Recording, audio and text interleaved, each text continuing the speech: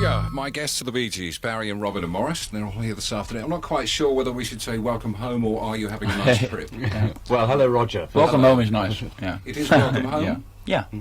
Well, at least one of us is resident in England. Robin. Yeah. And the two of us eventually will be. So it applies. It's still nice to hear it. You can still say it. Why do you actually want to come back? Because one would think, looking at the weather outside, you think, well, you're in Miami and there's that sunshine and that sea. Yeah. I nearly just got blown away outside. With these big Oxford bags on, you know. You can't see me at the moment, but I've got these terrifically wide trousers on. And I'm used to wearing tight trousers, and I was signing a couple of autographs outside in my big baggy trousers, and like all of a sudden I was 20 feet down the street before I knew it. You know, Well, you shouldn't wear those trousers. Well, I guess we'll always be here or there in different parts of the world, but the real reason we would like to get back here at some stage is for our children, and when it's time for them to go to a higher school in kindergarten or whatever it is. In America, the schools are very violent and the drug-ridden. The drug problem is getting worse in America. So for the higher stages of school, like primary and high school, and things, we'd like them to go here.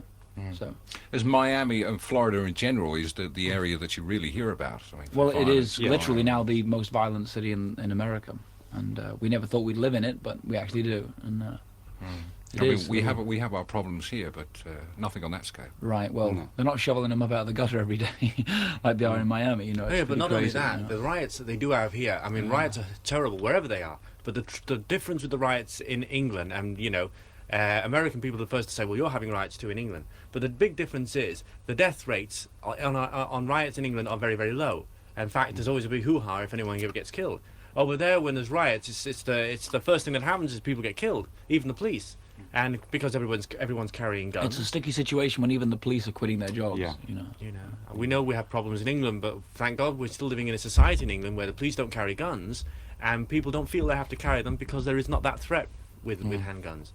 Why did you actually choose Miami in the first place when you moved over there? We went there to make an album with Arif Marden Eric Clapton told us about a studio where he'd done 461 Ocean Boulevard, which was called Criteria. Criteria Studios. We were trying to turn around our careers. At that point in time, we weren't selling many records at all, and we decided to go to Miami and try making a new album in this studio with this new producer, and he also produced the Average White Band. Yeah, Aretha Franklin, and he helped, and in that way we turned our whole career around.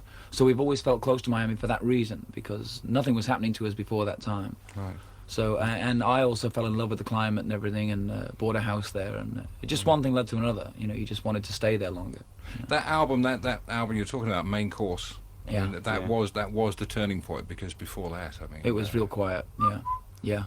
And That you were living whistle, here. Say no more. Yeah. what does that whistle really signify? That He was, remembers too. I was playing those grotty clubs. I mean, grotty Oh clubs. yes, Those are the Backley's, pits.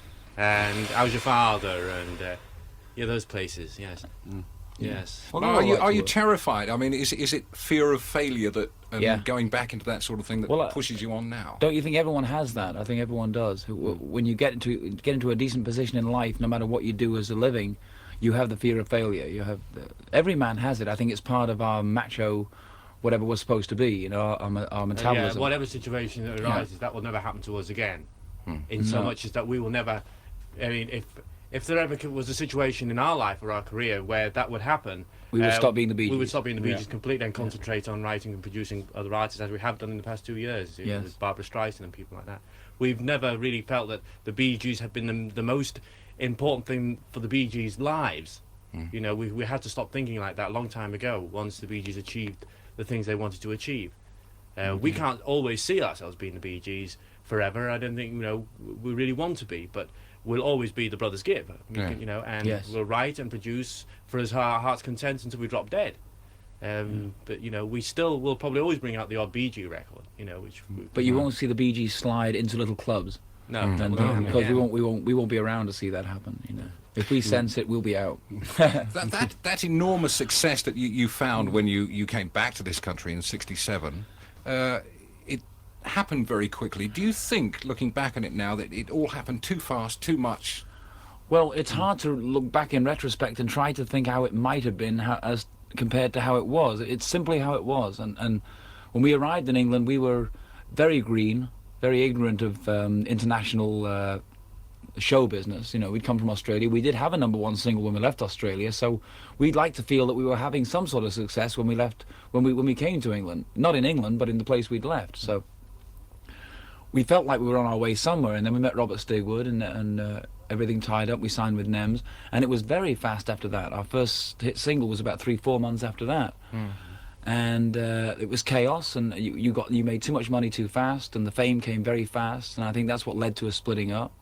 And as brothers, you have to imagine that it was bad, because for 3 brothers to split up, this business can get very chaotic, and there are a lot of drugs involved back then, like in the Flower Power days. Wherever you turned around, there was somebody on something. It doesn't exist quite so much today, but it is there. But in those days, it was pretty well right through the industry. You know, the idea was Flower Power, and whatever you can take it. You know. Yeah. And, So you were basically too young, and you couldn't really cope with Craziness. all that because everybody else, and you just got caught up in it all. it was high-speed competition. Right. Yeah. Turn to pleasanter things. Let me play a song from the new album, and this is the one that, on first listening to the album, this was the one that jumped out at me, and it's the Right. one that Morris actually sings Oh, Wildflower. on Thank you, Roger. Wildflower. Now this is a fairly rare occurrence. You singing lead on a Bee Gees well, song. this album we started off by being, first of all, the original Bee Gees, and going back to that sort of our harmonies and so forth, and the songs are just naturally newer and more contemporary. But Wildflower to me is a track that we all decided, first of all, we wanted Robin's voice more on this album as well, and then naturally we all assumed that, you know, I have to have one as well, and we all have a single each more or less on the album.